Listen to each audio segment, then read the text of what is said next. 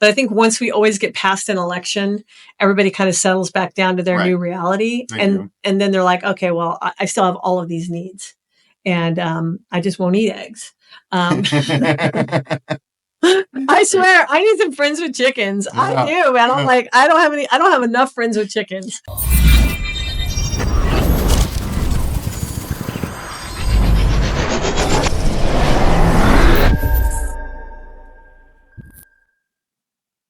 Hey, welcome to the Social Grenade Podcast. I'm really lucky today because I have in-house. I don't often get people in-house, but Nathaniel is local to the Joplin area, and I was like, hey, just come on down to the studio, and this will be a lot more fun. Yeah. And so Nathaniel has been in automotive for how many years? Going on 5 years now. Yes. And it's a love-hate relationship we all have with automotive. What do you love about it? I love that every day is different.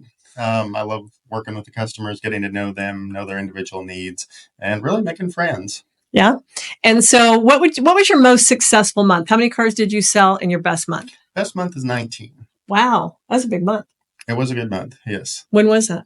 2024, May of 24. It's not that long ago, like 6-7 months ago. Mm-hmm. That was a great month. It was a great And what did you attribute to that much volume? So I had a lot of traction on social media. Mm-hmm. The months leading up to that, I think a lot of stuff that I did prior to that built up to that. Okay. So since he brought up social media, we're going to pop out and look at his social real quick. So let's just take a look at it. Okay. So followers, Nathaniel has 4,400 followers. Personal stuff is always a great idea. You should always be including the family in what you're doing. Nice call to action there. Where is this at? That's Paris, Texas. That's my hometown. Nice. Actually happened to drive through there when we were on vacation. Nice. And then we're back at the dealership, and this is the one that you just left. Mm-hmm. And then we're going to go into what your social media looked like before that. Okay. So we have, this is a vehicle you had on the lot that was for sale. Okay. I was playing with posting it every day. Okay. And then I'm going to look at the people that are responding to it. So you liked it. Mm-hmm. Maddie Hamilton liked it, which she handles the social media for that dealership. Elijah and Dante. And then do we have a comment? Okay. Mm-hmm. Nice. And let's come down to this day. Once again, we're going to look at the 8 people. So you, Roper Kia, the page liked it. Leviathan, Matt Steiner, Nicholas Spiker, Tommy Thornburg, Raul, Jonathan, Lorena, and Dante. Dante likes his car. I don't know why he hasn't bought it. Mm-hmm. He's actually in car sales too. That's why. Okay. So day 6. Once again, here we are. Let's see if we have anybody new in here. Gary Wooten is probably new. Matt Bigelow is new. Veronica was new. Mm-hmm. So you're getting some good feedback on this vehicle. We got 10 here. And I'll tell you, likes are great. They're not my favorite thing whatsoever. So I really would rather have like comments or shares, or like the thing that really makes you push into the other algorithm. Right. So in Facebook, what Mark Zuckerberg is trying to accomplish is to keep people on the platform longer. Okay. And so if people are just liking and scrolling, after a while, they're just like done and they move on, unless something stops them and makes them want to take some action. And so action would be share this post or comment on this post, drop me a comment down below, right? This is funny. I like the humor here. And you had a good amount of likes on here. So this kind of content really works well. Mm-hmm. And then you follow it up with a vehicle post, right? Which is what you did. And so because this works, because you had 18 people that actually liked this post, and then you had 6 comments, right, and you did a good job here. And I'll always tell people when they do a good job, right? So Amanda posts on here, and then you replied, and then Amanda or Joshua commented, and then another Joshua commented. Let me see if we have all of them on here. Let's go to all comments. I don't know why they think they want to tell me what's most relevant. How about I determine what's relevant? And so probably a tip would be for you to you would have replied to Joshua Corbin, and you would have replied to Joshua Del Marco, and you would have replied to Raul. And you did to Raul, sorry, just to those 2 right there. And what happens is So Facebook does this thing, right? So let's say that I make a post. I generally go in and make the first comment myself just to trigger it. And then everybody that comments, I reply back to everyone. Okay. And I do that because let's say 5 people commented and I replied back. Facebook just sees 10 comments, right. And there are little number triggers, right? And I think about like once it gets to 10 and then they go, oh, okay, let's push it out to a little bit more people. Let's push it into their newsfeed. Right. And then it gets to 20 and they're going, oh, let's push it into more people's. Okay. And then after a while, you've made it beyond even what your followers are. And so that's what you want. You want, because if you're making a post, because people are like always like, oh, I don't want to post too much. And I'll go, okay, well, let's look at your last post. And if you have 4,400 followers, which you do, and we have 8 comments, 2 shares, and 18 or 11 on that one right there. So we've only really made it to 22 people of your 4,400. Can you post too much? Probably not. You're probably not going to hit them. You're not going to hit them. They're not going to get mad at you and then be going, I'm not following him anymore. He's posting too much. Yeah. And people don't think about that. Let's go back over here and look real quick again. We're still back on this car right here. Yes. That one got some attention. Yeah, it did. And that's awesome. That's awesome that you used a good strategy here. So this got 46 comments as it should have. And then that was on the 19th.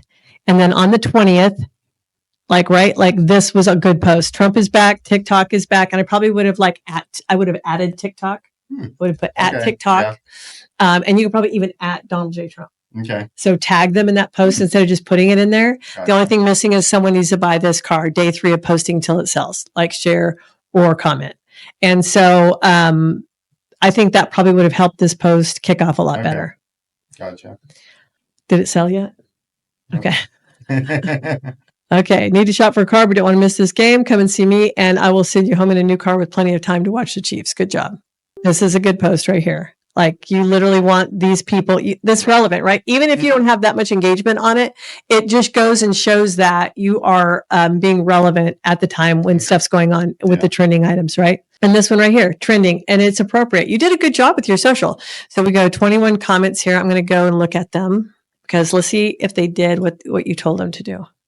They did. Yeah. And you just didn't reply to them. That's funny that they're not seeing replies. Like, there's one right there. Because I thought I replied to everybody. You got this one. Okay. And sometimes they just get away from you, right? Like some will get in there. Okay. If you don't click all comments, it's going to give you the ones that they think are important. Gotcha. So it will give you most relevant, and they're determining what that is. And so I always come down and click all. I wish there was a way I could default it, but I can't. And so I'm going to go back to, I want to scroll all the way back to when you sold 24 cars or when you sold 19 cars. Right.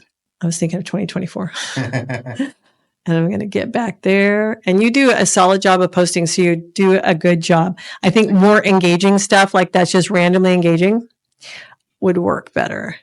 Let me put this on Do Not Disturb because you'll start seeing people pop into my world. So the fun thing about Social Grenade that we have built into it is we've built in all of the engaging posts in there. Nice. And this is great. This is a great one. 47 comments. Look at that. You got the right thing. You got the right mojo moving forward. Yeah. You just have to remember what that magic formula is and keep at it. Right. That's hysterical. And I'm going to tell you for this right here, sharing stuff will not get you as much engagement as if you had literally stole this and posted it yourself organically. Oh, you two standing next to each other is like you and me standing next to each other. Maybe even a little more good. I know, right? Yeah. I'm taller than Josh for sure. Yeah. Oh, show. Let me get back to where we were at. So we're in October right now. What did you say it was? May. We may not be able to get back there. But what do you feel like you were doing on social then? Not just sharing cars, but trying to build that engagement, trying to get some attention, get people to interact, that kind of stuff. And we have to stand really weird like this because I want to come forward to the top of the table. Right? If we both stand at the table, we lose the top of his cranium. Yep. So we're trying to get ourselves back in here somewhere comfortably. So in Social Grenade, and I'll see if I can sling it up here. If I can, then I will do that, and I will kind of demo it at the same time. So in our app right here, and I'm just showing him our screen, you would come in and like you're going to go new post, right? So right now we're getting ready to load all of our Valentine's Day stuff that's going in right now. And you would literally select, if you wanted to select whatever your manufacturer was, whatever your OEM was, you can. You want to select Kia. Cool. Yeah. And then we have stuff that's ready to post, right? And let's say that we went with the 2024 Telluride. Okay. The copy is already written and we can go post to Facebook. And if I wanted to change it right here, I could change it and go call Nathaniel at whatever you want to put in there, right? And then you can hit share to Facebook. And I decide whether I want it in my feed, my story, or I want it in groups. So if I'm going to go my food, or my feed, I'm going to click right there. And with the iPhone, you have to paste. With an Android, the text comes over. So it's just a difference on the different right there. Now you can see it. There you go. And it's ready to go. Now I could literally hit post on this right now and it would be on my social profile, but I'm not going to because I just put your name and my phone number in there. But it would be that fast, ready to go. Very cool. Okay, discard this for right now. Thank you. Thank you. I'll get out of here. Nice. Now, the fun part is not just that stuff. The fun part is the stuff that we have built in here that is engaging. So we have engagement posts in here that are literally, and you'll get a text prompt every day. The text prompt says, Nathaniel, today's a good day to go grab something from the engagement folder and post it. Remember to comment back to everybody on the post all day. Wow. That would be so cool. Right? So let's say that we decided to pick, this is my favorite one. I'll show it to you guys. It's pick one. I'm a corner brownie girl. What about you? More of an edge. Are you? Yeah. And I literally could throw the rest of the brownie away, except for the corners, right? But everyone wants to have an opinion on this. And so we put this in there. So this is a really good engaging post. Some people only like the center, will never eat anything but the center. And I think it's just gross. It's just gooey. And then so this post being something that Nathaniel would post, that he would select to pick to from Social Grenade, then he literally goes post to Facebook. Once again, share to Facebook. It's copied. It's ready to go. And then I can hit post. And that quick, it's going to be on my profile. And I'll show you that. And then we're there. That's how fast it goes over. That's awesome. And there's so much more that's built into it that I over the years have discovered is important, right? So one of the things that the salespeople need to know that they need to be is they need to be the trusted advisor in the car buying process, right? Of course. And so I think about this. I was having a conversation with Phil. I think about this all the time that you guys know stuff that we don't know. And you forget we don't know it because you think everybody taught their kids this stuff. Right. Or I've been in the business 5 years. Did you know it 5.5 years ago?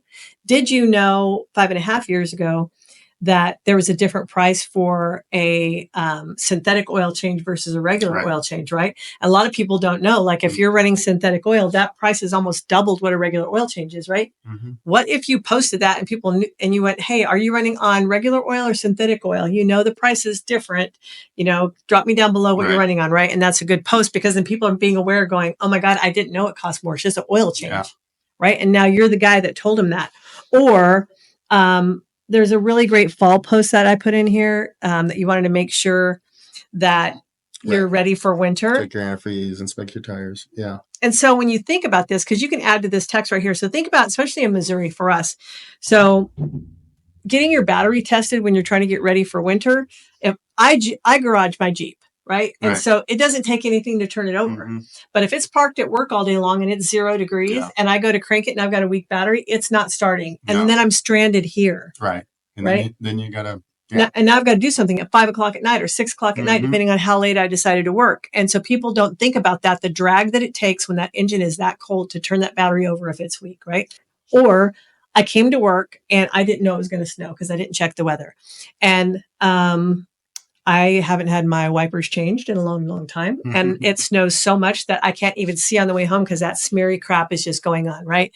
And that's a get ready for winter event that is educational for you as a car salesperson to push out to your people. After a while, even though they've never met you, you're their car guy. You're the guy that tells them the stuff that nobody else tells them. You're the guy that tells them, stock an emergency kit, test your battery, inspect your tires, check your antifreeze levels. And even so much as, the funny thing is every time the temperature drops, what happens? Everybody's TPS light comes on. Mm-hmm. And they're all like, what happened to my tires? Every time, right? Right. And it's like, in that first cold day, that would have been a post for me. If I were selling cars, I would dominate you guys. I would be like, hey, so it's 19 degrees today. How many people's light came on in their car like this? There's nobody here at the service department today. Come on in and pull in, and we're going to make sure your tires are aired up. Come in. Let us hit you really quick.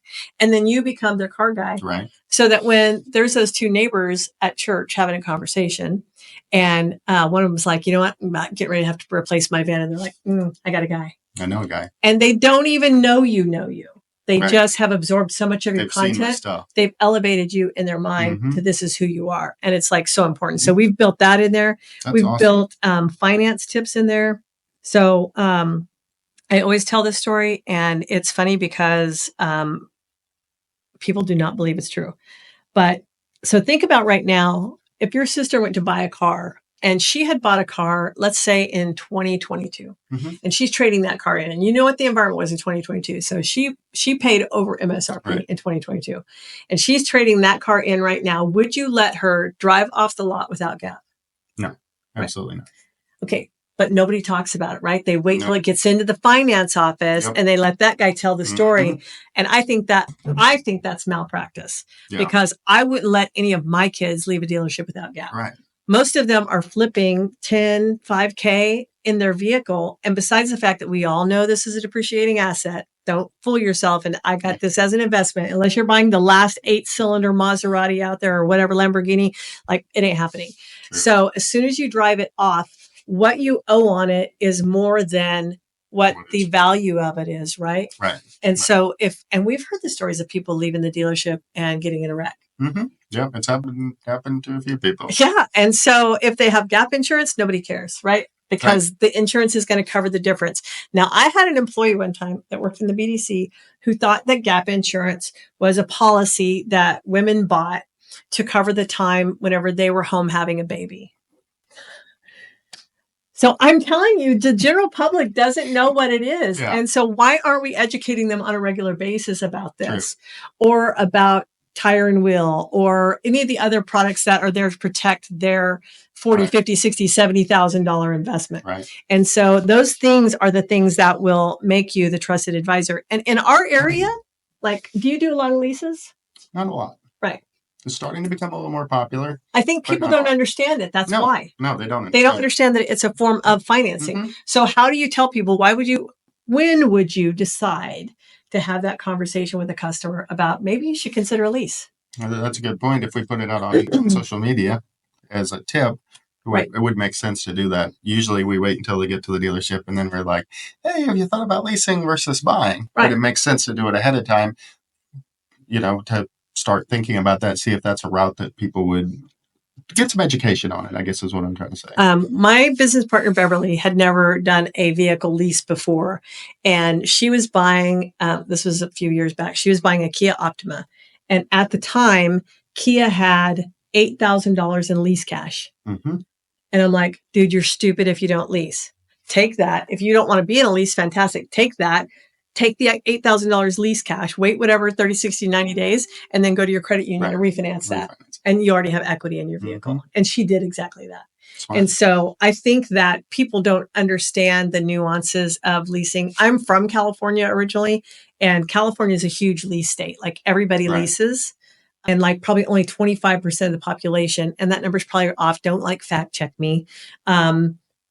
Probably only 25% of the population actually outright finance a vehicle without doing a lease on new vehicles, obviously. Wow. Yeah, that's huge. Yeah, that's impressive. Huge. Yeah. And so I think it's just that people maybe their buyers are more savvy there, or they've been introduced to leasing longer. So if I were a customer before, and because I think a lot of times it doesn't get introduced until even sometimes in the finance office, how would you for me, my behaviors are a lease person. I don't stay in a car longer than 3 years. I get bored with it by then. I don't drive a crap load of miles. I don't even drive the same brand every 3 years. I went from a Range Rover to a Jeep before the Range Rover was I don't know what I had. I think I had a Nissan before that. And then I had a Cadillac before that. And then I had Jeep again before that. Like there is no rhyme or reason as to what I want right now. Mm-hmm. And right now I don't know what I want and I'm confused. And my lease is up in June and I'm like, I need to figure something out. But that is an ideal candidate, right? And and a lot of times people think they have to have a perfect credit score to do a lease. Do they? No. Right. Nope. And a lot of times if you're a small business owner and if you're in an S Corp instead of just regular LLC, it's beneficial for you to lease because then your company can pay the lease for you. Yep. And then you're not, let's say that I want at my company, I wanted to pay myself more money. Now that's subject to taxes. Right. However, it can make my lease payment of $800 a month and I'm not taxed on that. Right. And so sometimes it's really good. Like those investigative questions that you ask sometimes will help you walk people down. And have you ever considered a lease? Yeah, I can see that. Yeah. And I think it's beneficial for a lot of people and they don't take advantage of it when they could. Yeah. Because it's very beneficial for some folks. It's not for everybody, but it's worth exploring. Yeah. And I think too, like I'm a boomer, but like that probably the next generation down from me, I think boomers are all like, you ought to own your assets. I don't necessarily believe in that philosophy. I haven't owned a house in 15 years and I'm not going to own a house. You know what I'm saying? Yeah. Like that's just, I don't plan on living here forever and I don't want to be volatile to the real estate ups and downs. I don't want to be at the time when I want to move. Now I'm subject to, the market's down. You can't sell your house. I'm like, no. And I have a really great landlord who hasn't raised my rent in 15 years. Wow. I couldn't afford to even rent somewhere else for the price that I pay that man. Wow. I know. I love it. I have and I have way too much room. I thought about it a couple of times because I have like way too much square footage because it's just Brian and I now. The kids are all gone. And I'm like, we should probably really downsize. And I'm like, it's going to cost me more money to downsize. I'm not doing it. I'm not doing it at all. I don't blame you. So what things have you seen that worked for you in your car sales whenever you adopted social media? A lot of like either or posts. Do you like sunrise, sunset?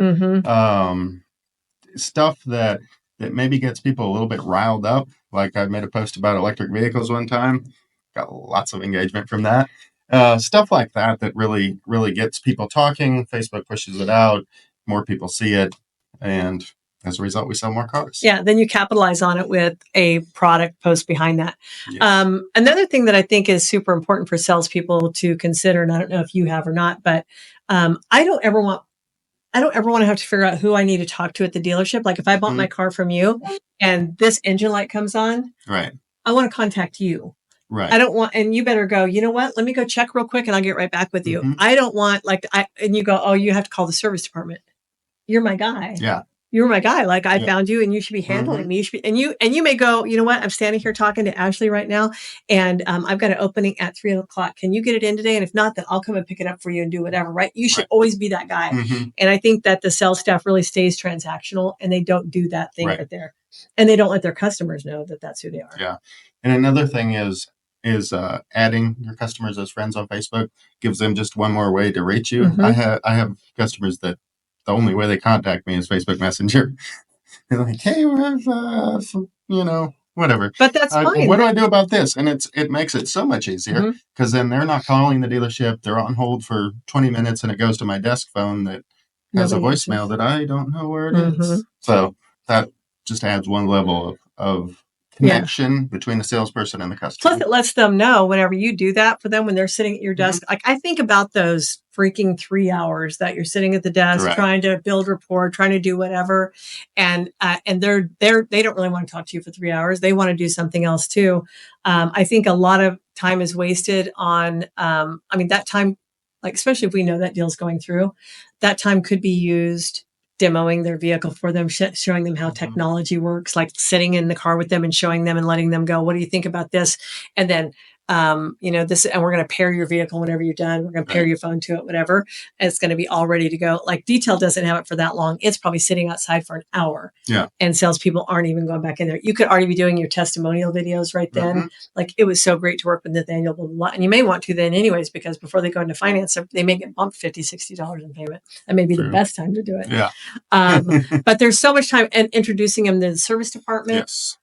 That they always wait to do it till after they come out of finance. And it's like, they just want to get home at that point. And you have all that time. You might as well use it effectively. Yes. Do the delivery then. Introduce them to service. All that good stuff. Absolutely. I mean, and even ask them, like, is there anybody else that you know that's looking for a vehicle right now? Right. Ask for those. I would love to take good care of them too while that 3 hours right there, because what we do is we sit there and kill time for 2 to 3 hours, and then we try to shove all the rest of that in after they've already clicked off and are disinterested. Right. They're ready to go. Mm-hmm. Interesting. So one thing that I like to do as well is I like to build tribes, and tribes work in small time frames. So I think about like, what are some of your hobbies? I like grilling and barbecue. And are you really good at grilling? Like, do you like have some special rubs you use or seasoning that you like to use? Yeah, I got a special grill. Okay, I have a special grill. What do you have? I have a Masterbuilt 1050. It's a gravity fed charcoal smoker. You get the flexibility of pellets, but you get the flavor of charcoal. That's cool. Okay, so that I didn't see any of that on your social media, and I may have scrolled too far. I haven't posted about it for a while. Okay, that's a tribe of people, and I'm going to tell you that's a tribe of dudes. Okay, so I would think about this in advance, right? So firing up the smoker this weekend, I got this great, amazing pork butt, whatever it is that you're going to smoke, this pork butt that I have been marinating or brining, or I've had it a rub on it for 24 hours. It's been sitting in the fridge, and I want you guys to drop me some of your best rubs that you love using down below. If you have a picture of the bottle, that will help, because then I can find it on Amazon. But drop those down below, because I'm experimenting. I'm really getting into this, and I really want you guys to do whatever, right? And so that's a setup post. That one is, right? That makes sense. After all of these dudes comment on here, you have built a tribe of dudes that like grilling, right? And in my mind, they're smokers, they're grillers, they drive a truck. You know what I'm saying? They do. Right. And so my next post would be, and you were at a Kia dealership, so you guys don't have the access to new trucks, but you have plenty of pre-owned trucks. Right. My next post would be whatever beast of a truck that you have out there, whether it was a big Ram or whatever, and then go, I don't know about you, but when I'm going to Easter lunch at my mother-in-law's, I'm hooking up my smoker and I'm pulling it behind her, or I'm loading it in the back and I'm doing it right there. Because now you're talking to the people that you just created a tribe for. Because you have that 24 to 36 hour window of the time they engage with you till they start losing you in the newsfeed, right? And so you want to go, you always want to plan the 1-2 punch. Okay. What's the 1 and what's the 2? Like if I were a deer hunter and I had shot this big deer, I would like literally make a post with this stupid deer head, because every guy does it. They all take a picture with their deer rack. And I would make that post that says, show me your rack with this dead deer head, right? And have all the guys drop all their pictures down below. And then the next day would be a follow-up with a truck that says, your deer wants to ride home in this next year, right? And now you're speaking to them. And even if they're not in the market, they now know who you are. You're that dude. You're kind of funny, right? And so you're speaking to them authentically. And I think the strategies that we send out, because like with Social Grenade, we have all this loaded in here, but we also prime you with a daily text prompt. It'll be, hey, Nathaniel, today's a good day to go grab an engaging post. Keep with it all day long. And then the next day will be, because maybe the text prompt, maybe everything that was in there right there, that is mostly like food or whatever. We could tell you to grab a food category. And then the next day would be, do a walk around video of a Kia Carnival MPV. And while you're doing the walk around of it, go, you know what, all of your brownie mix that you're going to be hauling home because you like to make the edges for me is going to go in the back here. This little hatch right here opens up, and none of your groceries are going to roll around and fall into the seat. And now you're speaking to the people that you just engaged. And then that's how social media works. That makes a lot of sense. It is like the magic formula. It's crazy to think that people, I mean, if we look at most salespeople's social media and they're posting happy customers and this vehicle, and I always liken it to driving down the road with your window rolled down and you're on like Rangeline Road. That's where we're at. You're on Rangeline Road and you're just yelling out the window, Nissan Versa for $199 a month. And all these people are looking at you like, we don't even know who you are. Yeah. We don't even know who you are. I don't even want a Nissan Versa. Right. And so if you don't know who you're talking to, then it's just wasted chatter. And so if you'll cue them up. Right. And so our daily text prompts just remind the salespeople, this is what you should do today. And you can't make them do it. They'll ignore the text just as much as they ignore going into the app. But then as a dealer principal, you got to look at that as a litmus test and go, this guy really doesn't want to work here. He really just wants me to feed him all day long BDC ups or walk-in traffic. He doesn't want to do the work himself. How invested am I in him then? I don't know if you're going to stay in car sales. Do you think you will? It's a 50-50 chance. Yeah. Still exploring some options, taking some time off, and it should be a good year for car sales. I know people are like, kind of what's going to go on. Yeah. But I think once we always get past an election, everybody kind of settles back down to their new reality. And then they're like, okay, well, I still have all of these needs. And I just won't eat eggs. I swear, I need some friends with chickens. Yeah. I do, man. I'm like, I don't have enough friends with chickens. So you need a friend on Facebook who has chickens that posts about their eggs, so you know they have eggs. Yes, the chicken people are not posting about their eggs. That's my problem. I can't find them. There's a lady I drive past. I go down. I live in Hickory Hills, so I drive down Fountain Road to my leave, and there's a house up there that a lady has a sign that's like this big in her yard. It says eggs. And we bought them from her during COVID when we couldn't get eggs again. We bought them from her during COVID, but I don't know that I've gone back and bought some from her. I'm going to now though, because like, holy crap. Yeah. I bought an 18 pack the other day and it was $9. It's crazy. Which isn't bad. If you think about it as a source of protein, and 2 eggs make a serving. So it's $1 a serving, right? Yeah. I mean, I'm not going to cry about that. Like I'm not used to that. And so I just have to redo that math in my head and go, this serving of protein is $1. Right. Instead of the 50 cents it used to be. Yeah. So, or 30 cents. Yeah. So I guess I'm being told that it's the bird flu. We'll see. I don't know if prices ever come back down after that. No, they don't usually. Yeah. Usually they get us used to paying that. 2 steps forwards, half a step back, 2 more. Yeah. And then you're back at that. You're at 9. You're like, thank God they're only $9. Yeah. Thank goodness they're not. Dude, I'm buying chickens. I'll call my landlord. And he'll go, sure, just give me eggs too. It's funny. Someone posted the other day that they'd gone and bought like all these eggs. And I'm like, it's quite a flex you got going on there. Right? That was like, they bought one of those ones that's like 5.5 dozen or whatever. Yeah. That was a lot. So Nathaniel, I do hope that you stay in car sales. I think that you do a quality job and you care about your customers. And I really even feel like you do a solid, decent job on social. I think with a little bit more intention that you could absolutely dominate and keep that 19 going all the time. I'm saying like that should be a consistent for you. And you just go back to what was working and duplicate it. Right. It's that simple. So if you do land somewhere, just hit me up and we'll talk about Social Grenade for you, because as of right now, there's nobody in this town using it. What? I know. That's crazy. I know. That's crazy. Where we're at right now. So you could be the man. All right, everybody, tune in next time as we do another audit of another social media salesperson's social media. I'm really always happy to dig in with them and see if I can help them, not to bust their chops or anything. I just want to go, can I help? Like, is this easy? And Nathaniel was doing a good job before he got here. So yay. All right, guys, have a good day. And we will see you on the next episode of Social Grenade.